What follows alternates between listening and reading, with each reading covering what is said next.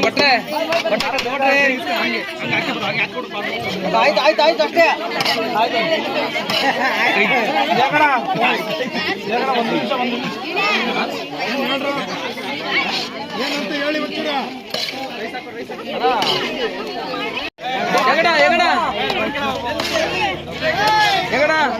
ಇಲ್ಲಿ ಧರ್ಮಮ್ಮಗೆ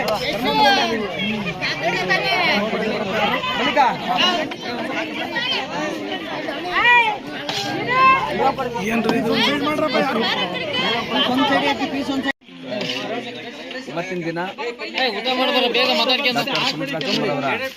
50ನೇ ಹುಟ್ಟುಹಬ್ಬವನ್ನು ನಾವು ಅದ್ದೂರಿಯಾಗಿ ಕಾಂತಿ ಗ್ರಾಮದಲ್ಲಿ ನಾವು ಅದ್ದೂರಿಯಾಗಿ ಆಚರಣೆ ಮಾಡ್ತಾ ಇದ್ದೀವಿ. ವಿಶೇಷವಾಗಿ ಇವತ್ತಿನ ದಿನ ಡಾಕ್ಟರ್ ಪುನೀತ್ ರಾಜ್ಕುಮಾರ್ ಅಂತ ಹೇಳುವಾಗ ಅವರು ಬರೀ ನಟರಲ್ಲ, ಇವತ್ತಿನ ದಿನ ಎಲ್ಲ ಯುವಕರಿಗೆ ಸ್ಫೂರ್ತಿದಾಯಕವಾಗಿ ಎಲ್ಲ ರೀತಿಯಾಗಿ ಅವರನ್ನು ನಾವು ನೆನೆಸಿಕೊಳ್ಳುವಂಥ ಒಂದು ಸುಸಂದರ್ಭ.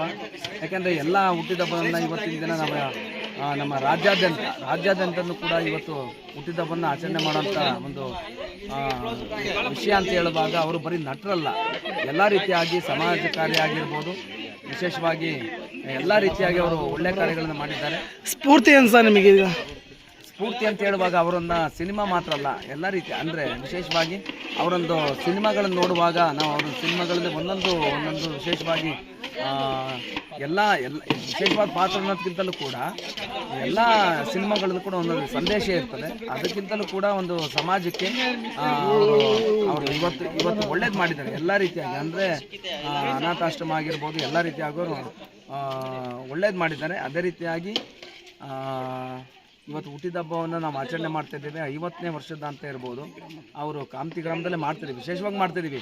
ಬಟ್ ಆದರೂ ಕೂಡ ಅವರ ಒಂದು ಆದರ್ಶಗಳನ್ನು, ಅವರ ಒಂದು ಪ್ರೇರಣೆ ಎಲ್ಲವನ್ನು ಕೂಡ ನಾವು ಅನುಸರಿಸಬೇಕು. ಇವತ್ತು ಹುಟ್ಟಿದಬ್ಬ ಮಾಡಿ ಅನ್ನೋದಕ್ಕಿಂತಲೂ ಕೂಡ ಇವತ್ತು ಅವರ ಆದರ್ಶಗಳನ್ನು ಫಾಲೋಅಪ್ ಮಾಡಬೇಕು ಅನ್ನೋದು ನಮ್ಮ ಆಶಯ ಆಗಿದೆ ಅಂತ ಹೇಳಿ ಪ್ರತಿ ವರ್ಷ ಇದೇ ಥರ ಮಾಡ್ತಿದ್ದೀವಿ. ಪ್ರತಿ ವರ್ಷವೂ ಕೂಡ ಇದೇ ರೀತಿಯಾಗಿ ನಾವು ಮಾಡಿ ಯುವಕರಿಗೆ ಒಂದು ಸ್ಫೂರ್ತಿದಾಯಕವಾಗಿರಲಿ ಅಂತ ಹೇಳಿ ನಮ್ಮ ಸಂದೇಶಗಳನ್ನು ನಾವು ಪ್ರಾರಕ್ಕೆ ಹೊರಟಿದ್ದೀವಿ.